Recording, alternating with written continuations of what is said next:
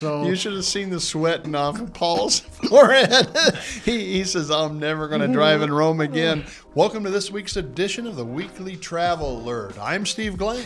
I'm Paul Glenn. And this week, Paul, we've got 10 things that you need to be aware of before you rent a car in Europe. I just got back from a trip where I rented a car in Rome and took it out for a week.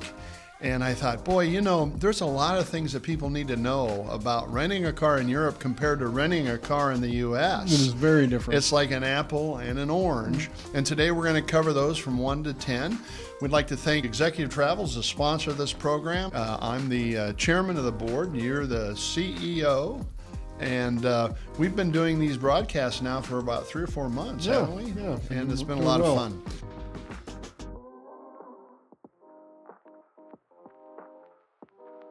The first headline in this week's Weekly Travel Alert reads, 10 critical things you need to know to navigate a car rental in Europe. Number 1, get an international driver's license. Most people don't realize that in Europe they require an international. Most countries Some countries do. In Italy, it's a requirement. In other countries, it's not necessarily a requirement, and it's really simple to do. So it's not something that you shouldn't do. You shouldn't neglect it. Just because if something does go awry, if you don't have it, then that's gonna cause for more problems than what you're already going to deal with, especially when you've got language barriers and all those other things going on.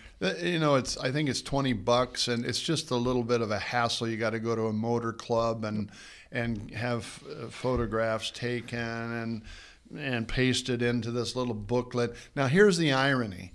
Italy requires it, but when you go to the rental counter, they don't even ask for it. They don't look for it. They actually ask for your U.S. driver's license, right? And then a credit card. So with that, we tell people, you know, you may not have to present it, but you need to have it, especially if you get a traffic citation or an accident. Then if you don't have it, they're going to fine you for it. So number 1, get that permit.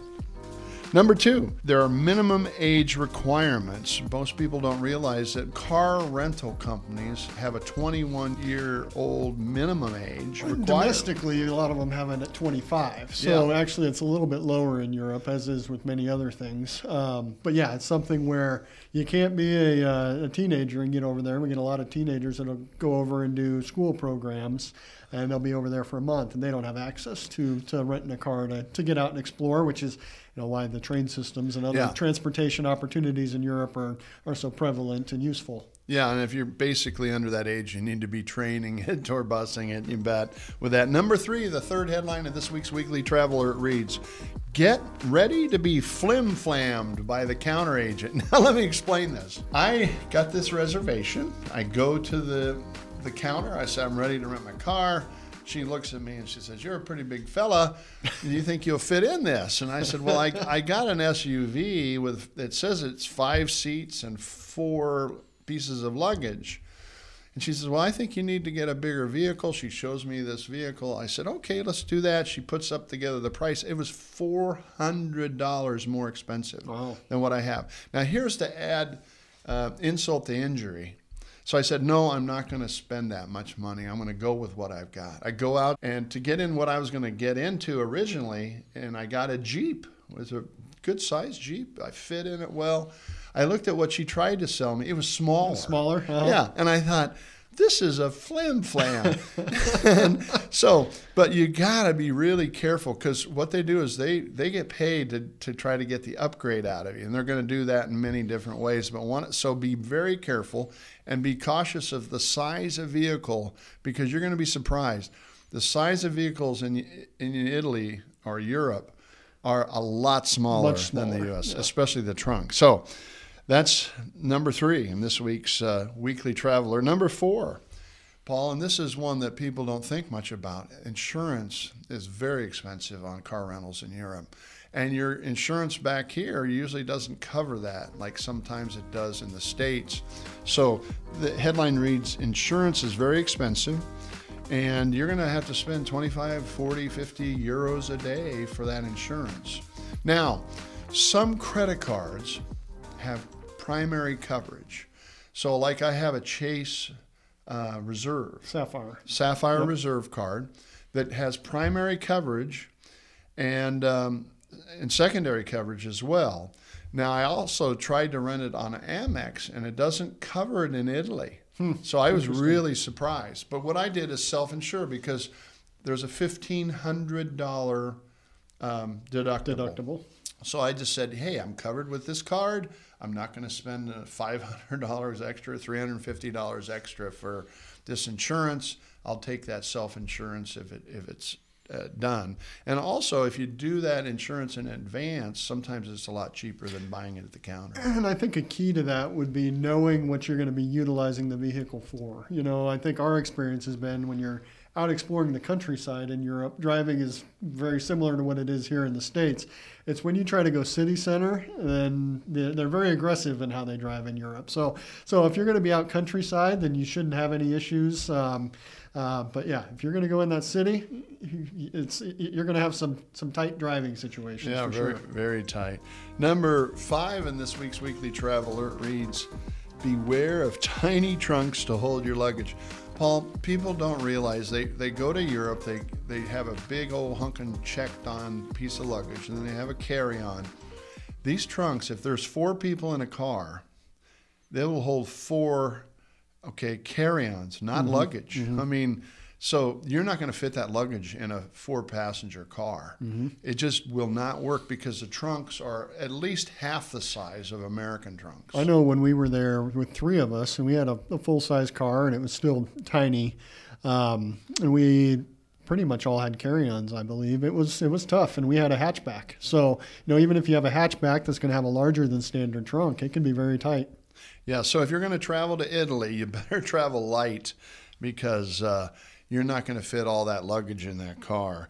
Number 6 in this week's Weekly Traveler, the headline reads as follows.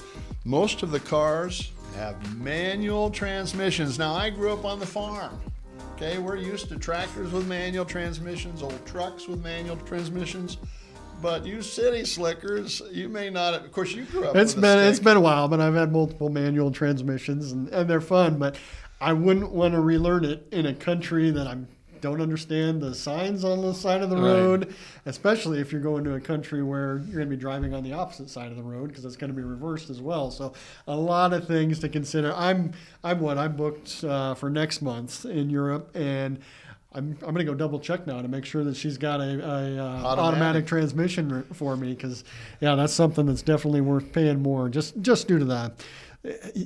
You've traveled, you're 15 hours into a trip at that point. You're tired. You're trying to figure out how do you get to your bed as quickly as possible. Now all of a sudden I'm in an unfamiliar car, which I just had a rental car this last week and I was 2 days into it before I figured out where all the buttons were that I needed. So to do that in a foreign country as well, not something I want to deal with. The bells and whistles. And, think of your blood pressure when you come to a red light on an uphill incline and a hill in Italy, and you're in a manual transmission and you've never done it before, you may just have a heart attack. Okay? Not for me. Okay, so make sure you get an automatic transmission if you're an American going to Europe and traveling there. It'll make life a lot easier for you. Number 7, and this week's Weekly Traveler reads, use the car GPS. And let me tell you what I found out this last week is the car GPSs have European GPS mentality. Where does that play a role? For example, on all the expressways, they have cameras that take your picture if you're speeding. So, and they show up on these GPSs. They're TomTom Goes and stuff that has all the European cameras listed and warns you. So it comes on and it starts screaming at you, slow down, you're coming on a camera. I remember one trip to Italy, I got back and a month later I got 3 speeding tickets. I didn't even know what had happened to me, but I kept seeing these little cameras up on the top, and sure enough, they must have caught me. But this trip, I bet I went through 30 different cameras. Whoa. That if I didn't have that GPS in the car that I was using, I probably wouldn't have known they were there. So was that built into the car, or did you actually rent a piece of equipment? No, it was built that? into the car, and I think more and more car rental companies are building that in as part of the process. They used to charge for that. That's what I was trying to get to. You know, I even noticed here this last weekend domestically is when we plugged in GPS from our phones, there were warnings like that as far as speed traps ahead and things like that we didn't get from the car. So I think that's something where you got to recognize sometimes you're going to get different things from different apps and things that you're using. So it's nice that is built into the navigation system of the rental cars over there. You bet. Number 8, the headline of this week's Weekly Traveler reads, "Have plenty of euros for toll roads." One of the things you're going to see in Europe is most of the roads are tolls. And that's how they pay for their new roads, is they're going to charge you for that toll. So it's nice to have some €5, €10, €20 bills, as well as some coinage that you can throw in those baskets. You hate to pull up there, and they do take credit cards, but you hate to have that line of 20 people up pretty quick, yeah, just really upset at you. So always make sure you have some extra euros and coins, if possible, for those tolls along the way. And I think, that's either something that you want to prep for. You know, what I do is I just keep my excess when I come back from a trip so that I've got that I can take with me. Your local bank, a lot of times, if you've got 3 or 4 days of notice, they can order in some of that for you that you've got that, so you don't have to figure that out when you get someplace. And again, you've got a language barrier. So something quick and easy, but something you just have to prepare for. Number 9 in this week's Weekly Traveler reads, "Finding a parking space in large cities is much harder than in the States." I mean, they may have parking for your hotel that's 3 blocks away. And what I found myself, I know I'm probably lazy, but the valet at the hotel in Perugia was €20 a night. I didn't have to worry. I could pull right up to the front door. I'm going to tip somebody anyway to do the luggage and all that stuff. So I just found myself just doing the valet, and then I didn't worry about where the parking lot. Because if I had to go find a parking lot, it probably would have taken me a half hour to do that. So my time was worth some money. I said, I want to valet. I'm glad you finally learned this. I go back to last June when we were over in Europe, and we're in downtown Rome trying to find a place to park so we can get on the hop-on, hop-off bus. Yeah. We got Jennifer in the back seat. I'm driving, and you just keep telling me, go this way, go that way. Now, next time, we're going to leave the car outside. We're going to Uber into downtown Rome and call it good. So you should have seen the sweat beating off of Paul's forehead. He says, "I'm never going to drive in Rome again." This is the time in Rome when every street is full, every sidewalk is full.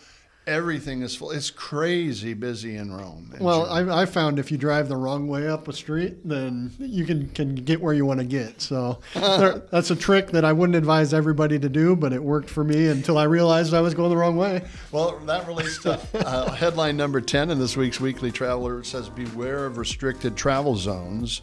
And what you're going to find in Italy is there's a lot of areas that are for pedestrian only. A lot of them are one way. And a lot of them are in these old wall cities are like old paths that they put asphalt on. And then now you drive on them, you come to a little portico in the wall, and it's like 8 feet wide. And you're driving, and you're hoping you're not going to hit that side of your watching vehicle. Both mirrors. And this side, you might have to pull the mirrors in because your GPS will send you to places that maybe aren't. It's the most direct way, but not the easiest way. And I found myself in Perugia last week, going in circles and all over the place saying, I just got to get to my hotel. I think in a lot of those towns, the locals are good to drive in those small towns, but if you're not a local, find an easy place to park and then start wandering. That's actually part of the fun of exploring. Yeah, it is. Is you get to see all the little shops and things like that. So, it's one thing for the convenience of being able to drive, but I remember sitting on a piazza and watching who was driving through, and it was the locals. They knew what they were doing and they knew what to watch for. So, well, the other nice thing, I was in Italy in February in a place like Orvieto. I actually drove down some areas that it told me to drive down, but I knew they were pedestrian. Yeah. But the locals use them because that's how they get to their own home. Their homes, yep. But I was driving through that, and I had a blast because nobody was there in the winter. and I could see all the shops, and I felt kind of spoiled. Yeah. But it was a blast. You're not going to pull that off in the summer. That's true. All right, now I have a bonus. I've got, this is the top 10 list for renting a car in Europe, but I've got a number 11 this time, which is a bonus. And this is just common sense, but don't drink and drive in Italy, because the Italian laws have really low limits for tolerance for alcohol. And I think it's 0.5 or something. 0.05. Yeah. And so those two aren't going to mix very good, so I'd be very careful. Now, before we go, Paul, I got to tell people, here's a list of things to be aware of, but I don't want people to walk away from this podcast thinking I shouldn't rent a car. I think that's still the way to see Italy, don't you? Oh, it's a blast. You know, I think getting out in the countryside, that's where you get the culture. That's where you get to, you know, pull off into some remote area, meet the locals, find a quaint little restaurant or bar, have a glass of wine. Well, I think you explored quite a few wineries that were local to the villa that we've got over there. And so I think that's where you get to do the things that are off the beaten path, and that's where the memories come from. You know, I think that's what when I've got my team that we're going over there for a strategic meeting, that's what we want to go see. We don't want to go. I mean, we'll go spend a day and see the stuff that you have to see, the tourist traps, but you know, it's getting the culture. That's really why I like to travel the world, is to see the cultures, not experience the food necessarily, but the other aspects of the culture. As long as it's steak and potatoes. And yeah.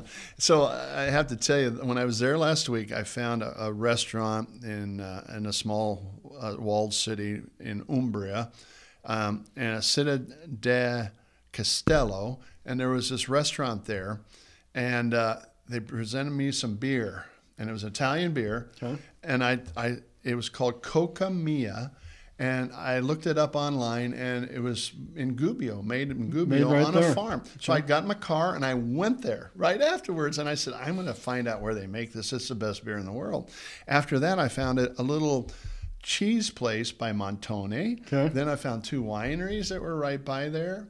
And then I went to a chocolate factory in Perugia. And so I found all this stuff just with a vehicle. We're just out in the countryside, just exploring, just having a blast. So, ladies and gentlemen, please don't let these 10 things of caution about renting a car in Europe deter you from the fun of visiting Italy with a car. And I think that also goes back, we've touched on it multiple times on podcasts, is the shoulder season and off season. That just relieves all that stress compared to when I was there last summer in peak season. You know, it's you get out there, you don't have the challenges with finding the parking spots. You can get closer to what you want to see for those highlights. So, you know, again, you get great value with both what the rental cost is going to be, your hotels, your airfare, everything. And so consider that as you're looking at when and how you're going to do your trip and what your experience is going to be. Is, you know, save yourself some money, do it in the shoulder season or off season, and get rid of that stress or minimize some of that stress. Well, I was there. The high every day was 50, and the low was like 40. What better? Perfect. Perfect. I mean, put a little coat on and have a great time. So with that, ladies and gentlemen, thank you for joining us this week in the Weekly Travel Alert Podcast. I'm Steve Glenn. I'm Paul Glenn. Please like, subscribe, share, and add any comments or questions that we could touch on in future episodes. Thank you for joining us, and we'll see you next week.